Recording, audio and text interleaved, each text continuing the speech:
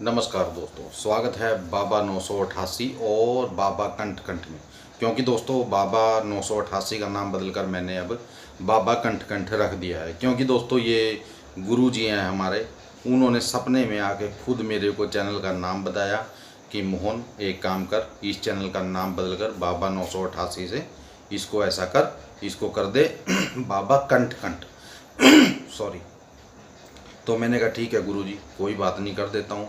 तो इसीलिए मैंने इसका नाम रखा है दोस्तों बाबा कंठ कंठ। ठीक है।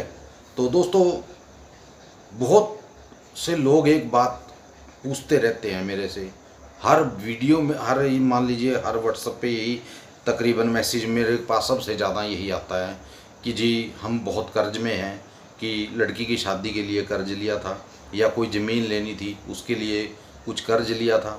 ठीक है, किसी ना किसी वजह से कोई ना कोई आदमी ये बात ज़रूर बोलता है कि मैं कर्ज में दबा हुआ। ठीक है। और बहुत से लोग कर्ज इतना ले लेते हैं कि अपनी हैसियत है उससे ज़्यादा कर्ज ले लेते हैं। ठीक है। मान लीजिए मैं अब 1000 रुपये एक दिन के कमाता हूँ, यानी कि 30,000 रुपये महीना हो गए। ठीक है। और मैंने कर्ज ले लिया कितने का, 5 लाख रुपए का। तो 5 लाख की अगर किस्त भी देखा जाए बनेगी, जो कितनी बनेगी, तकरीबन 20-22 हज़ार रुपये। ठीक है।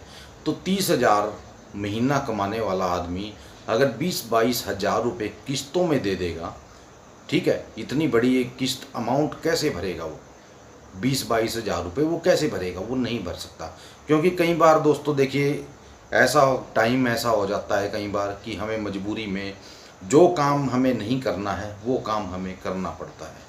क्यों? क्योंकि दोस्तों मजबूरी हो जाती है, मजबूरी में हम वो काम करते हैं। अब कर्ज कोई भी है, मान लीजिए कोई अपनी खुशी से कर्जा नहीं लेता है, ठीक है ना, कर्जा लेगा तो आदमी मजबूरी में ही लेगा दोस्तों।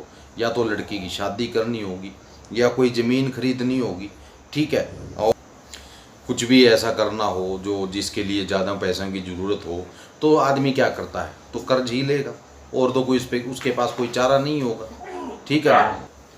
और तो उसके पास कोई चारा नहीं होगा दोस्तों, वो कर्ज ही लेगा बेचारा। और क्या कर सकता है, इससे ज़्यादा वो कुछ नहीं करेगा।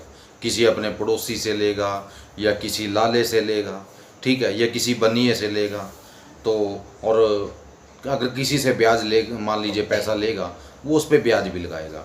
अब उस पर वो 5% लेता है, 10% या 15%, कितना भी ले सकता है। और मजबूरी में आदमी क्या करता है, वो 10-15% ब्याज में इतना धंस जाता है, इतना धंस जाता है कि धंसता ही चला जाता है। और जिससे वो पैसे लेता है ब्याज पर, ठीक है, और कर्ज लेता है जिससे, उसका कर्जा और ज़्यादा बढ़ता जाता है। ठीक है।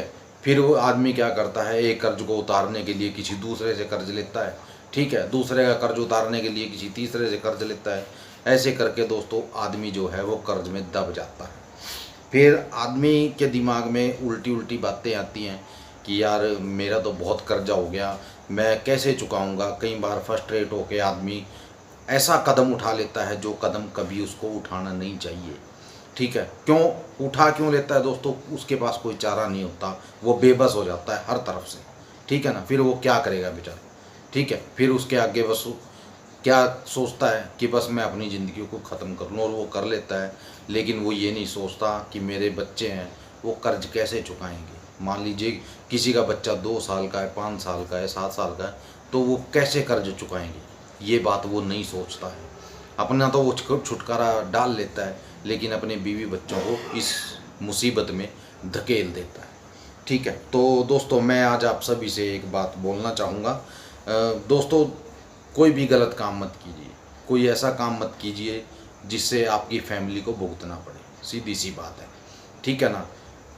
कुछ नहीं रखा दोस्तों 2 नंबर का काम करने में, 2 नंबर का पैसा कमाने में। मैंने बहुत किया है लेकिन कुछ नहीं कमाया। ठीक है। बेइज्जती कमाई है, इज्जत गवाई है, और कुछ नहीं है दोस्तों। ठीक है।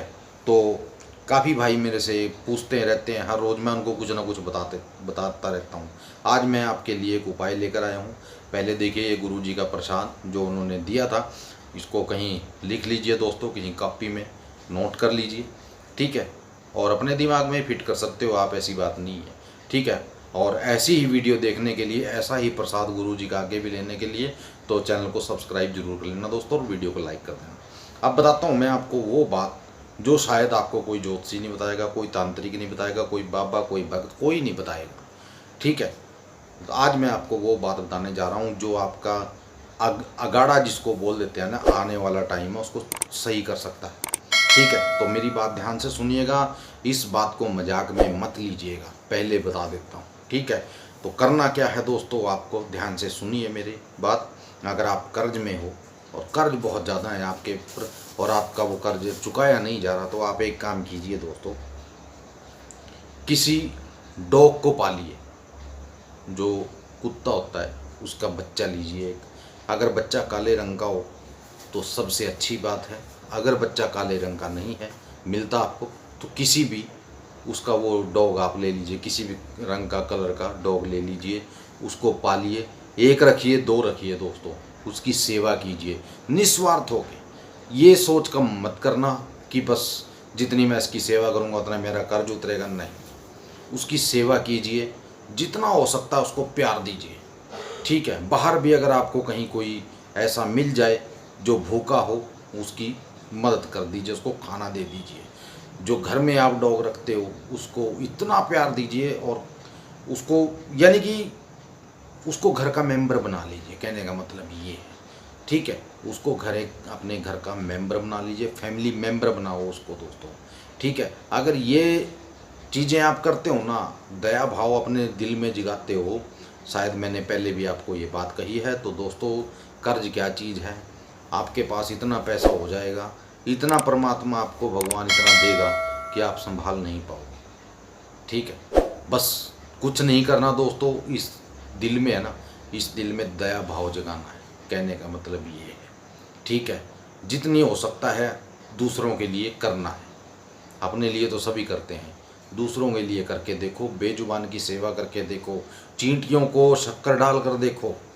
ठीक है, किसी भूखे की भूख मिटा कर देखो, इतना सुकून मिलेगा और इतना पैसा खुद भगवान देंगे कि आप यकीन नहीं कर पाओगे। ठीक है दोस्तों, तो ये थी आज की वीडियो और ये आज का छोटा सा उपाय था। अगर इस पे आप अमल करके देखो, अगर फ़ायदा आपको ना हुआ तो मुझे पकड़ लेना आगे। ठीक है दोस्तों, तो मिलते हैं अगली वीडियो में एक नए उपाय के साथ। तब तक के लिए आज्ञा दीजिए। जय माता दी और जय भैरवनाथ, जय बजरंग बली।